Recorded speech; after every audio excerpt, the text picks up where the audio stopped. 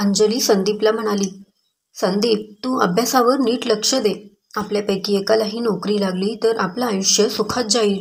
संदीप म्हणाला, पण तुला नोकरी लागली आणि मला नाही लागली तर?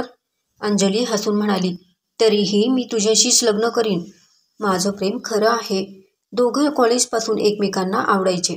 एकत्र राहून स्पर्धा परीक्षेची तयारी करायची. अंजली गरीब घरची होती, तर संदीप मध्यमवर्गीय मिडल क्लासचा.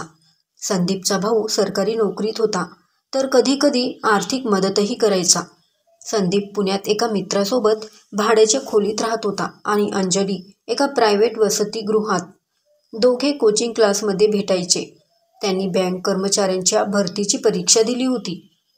निकाल लागला तेव्हा अंजलीची निवड झाली, पण संदीपला यश मिळालं नाही. तो अपयशी ठरला. खरं तर संदीपचे गुण जास्त होते, पण मुलींसाठी वेगळी श्रेणी असल्याने अंजलीला फायदा झाला होता. दोघेही आनंदी झाले. अंजलीची बदली विदर्भात झाली. संदीप मात्र पुन्हा पुढच्या तयारीला गुंतला. काळ पुढे गेला. संदीपला नोकरी मिळाली नाही. तो खचून गेला. एका दिवशी तो म्हणाला, अंजली, आपण लग्न करूयात. मी कुठला तरी दुसरा व्यवसाय करीन.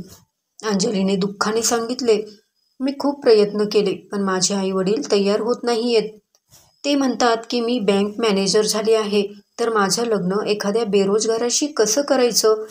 संदीप हताश होऊन म्हणाला, आपलं 7 वर्षापासूनचं प्रेम आहे.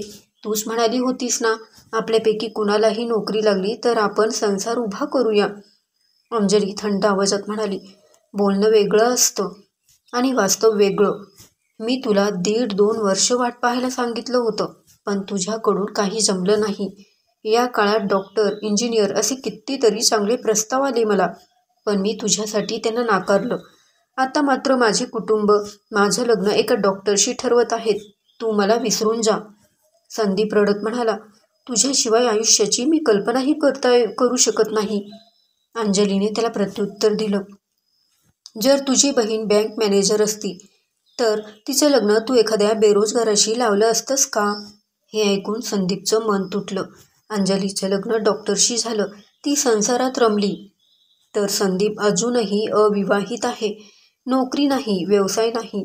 मित्रांनो, कटू सत्य आहे की यशस्वी पुरुष एखाद्या गरीब मुलीशी लग्न करतो, पण नोकरीत असलेली मुलगी बेरोजगाराशी लग्न करायला तयार होत नाही. स्त्रीला तिच्या जोडीदारात यश आणि स्थैर्य अपेक्षित असतं. अपयशी पुरुषावरचं प्रेम टिकवणं समाजालाही मान्य नसतं. मित्रमैत्रिणींनो, कथा कशी वाटली कमेंट करून नक्की कळवा. चॅनेलला लाईक आणि शेअर करा. धन्यवाद.